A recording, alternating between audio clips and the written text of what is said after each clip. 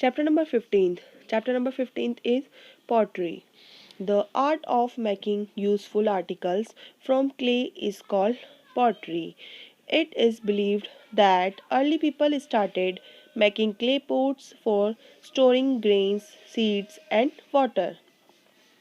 They used their hands to give shape to clay for making different pots. Even now, clay pots are used for storing water, food, etc. So students आज हम पढ़ेंगे chapter में मिट्टी के बर्तनों के बारे में। यहाँ पर आपको बताया गया है कि जो पहले के लोग थे वो जो मिट्टी के बर्तनों में मिट्टी के जो बर्तन बनाते थे वो किस लिए बनाते थे, ग्रेन्स को स्टोर करने के लिए, सीड्स को स्टोर करने के लिए या फिर वाटर को स्टोर करने के लिए। बट इन सब के स्टोरेज के लिए वो पहले मिट्टी के बर्तनों का उपयोग करते थे और आज के टाइम पे यही बर्तन अलग अलग शेप्स में बनाए जाते हैं, पोट्स के रूप में बनाए जाते हैं। इन पोट्स का यूज़ किसके लिए होता है, पानी को स्टोर करके रखने के लिए या फिर फूड को स्टोर करके रखने के लिए। इसके बाद देखिए आपको नीचे एक एक्टिविटी दी गई है, look at the given clay pots, write below them the purpose for which they are used. यहाँ पर आपको अलग अलग आकार के, डिफरेंट साइज के, अलग अलग डिफरेंट शेप के यहाँ पर पोर्ट्स दिए गए हैं। इन पोर्ट्स का यूज़ हम किस लिए करते हैं वो आपको यहाँ पर सेल्फ लिखना है। नेक्स्ट है आपका pottery, then and now. Pots can be made both by hand and on a potter's wheel. जो पोर्ट्स है वो किस पे बनाए जाते हैं, जो पॉटर व्हील होता है उसके ऊपर रखकर हैंड्स के जरिए, हाथों के जरिए बनाए जाते हैं। Earlier people made a pot by making a hole half way into a ball of clay with the thumb and flattering it with the finger from outside. To make large pots, people made up plants of clay in coils and stacked them. Next page पे हम देखेंगे।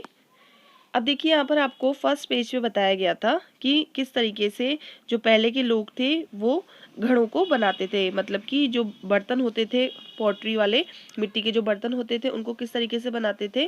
पहले वो लोग जो उनका जो पहिया होता था, जो चक्का होता था, उसके ऊपर वो मिट्टी के एक बॉल समान क्ले को रख दिया करते थे। फिर अपने थम्स के हेल्प, अपने अंगूठे की हेल्प से उसको, अपनी फिंगर की हेल्प से उसको आकार देते थे, फिर जाकर वो पोट बनता था। ठीक है ना। अब नेक्स्ट पेज पे हमें दिया गया है व्हील मेथड। व्हील मेथड कैसा था, pots were made by hand for quite some times. With the invention of the potter's wheel, people started making pots of various shapes and size at a faster speed. Using wheel to make pots is very common way. The potter puts the clay on the spinning wheel and shape it with his hands. Then the pots are dried in the sun and baked in an oven. This process is now as firing.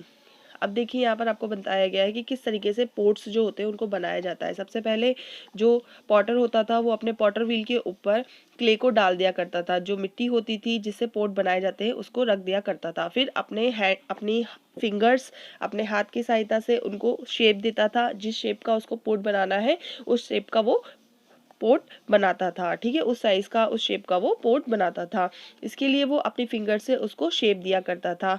Then फिर उस सभी, जब वो pots बन जाते थे तो उनको सनलाइट में, सूरज की रोशनी में उसको सुखाया जाता था। ठीक है, देन उसके बाद उसको ओवन में बैक किया जाता था जिससे वो क्या हो जाए, मजबूत हो जाए। ठीक है, तो इस तरीके से ये पूरी प्रोसेसिंग होती थी एक पोट को, एक मिट्टी के बर्तन को बनाने की।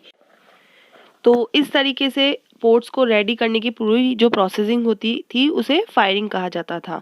The next stage is glazing, it makes the pots waterproof. अब जो नेक्स्ट स्टेप होती है फायरिंग के बाद वो होती है ग्लेजिंग, जिसमें उसको वाटरप्रूफ बनाया जाता था। Then the pot can be painted and decorated, उसके बाद उस पोट को पेंट किया जाता था और उसे डेकोरेट किया जाता था।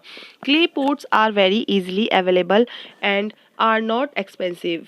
Clay is found in nature. जो क्ले पॉट्स हैं वो आसानी से हमें अवेलेबल हो जाते हैं और ये ज़्यादा एक्सपेंसिव भी नहीं होते हैं दूसरे यूटेंसिल्स के मुकाबले, ठीक है।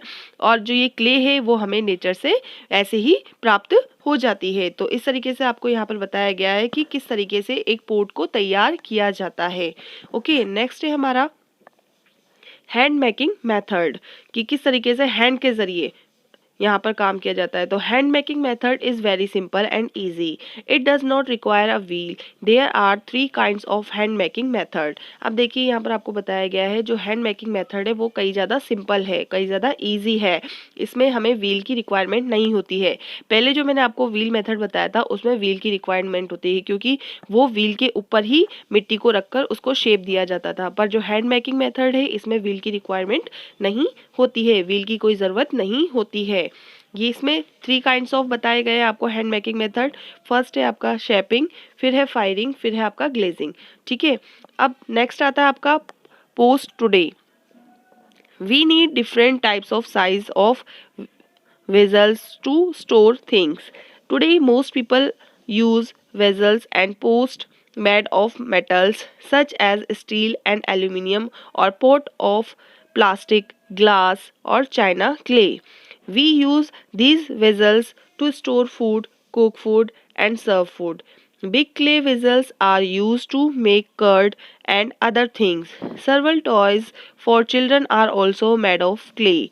Tea is often served in kulhar at railway stations. अब यहाँ पर आपको बताया है कि हम सभी को डिफरेंट टाइप्स और डिफरेंट साइज़ की वेजल्स की ज़रूरत होती है किसी भी चीज़ को स्टोर करने के लिए। और आज के टाइम पे जो पीपल्स हैं वो जिन वेजल्स का यूज़ कर रहे हैं वो कैसे हैं, मेटल के बने हुए हैं, स्टील के बने हुए हैं, एल्यूमिनियम के बने हुए हैं, और साथ ही साथ प्लास्टिक के हैं, तो कुछ ग्लास के हैं, तो कुछ चाइना क्ले के बने हुए हैं। इन वेजल्स का यूज़ किस लिए किया जाता है? फूड को स्टोर करने के लिए, फूड को कुक करने के लिए और फूड को सर्व करने के लिए किया जाता है। और बिग क्ले वेजल्स जो है इनका यूज़ किया जाता है कर्ड के लिए, दही के लिए, दही को रखने के लिए, या फिर कुछ किसी और थिंग्स में इसका यूज़ किया जाता है। और आजकल इन सभी से जो बच्चों के टॉयज़ होते हैं, जो बच्चों के खिलौने होते हैं, उनको भी बनाया जाता है।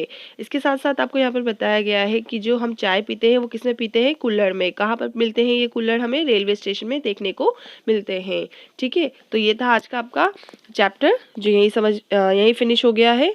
आप सभी बच्चों को इस चैप्टर को अपनी बुक में से रीड करना है।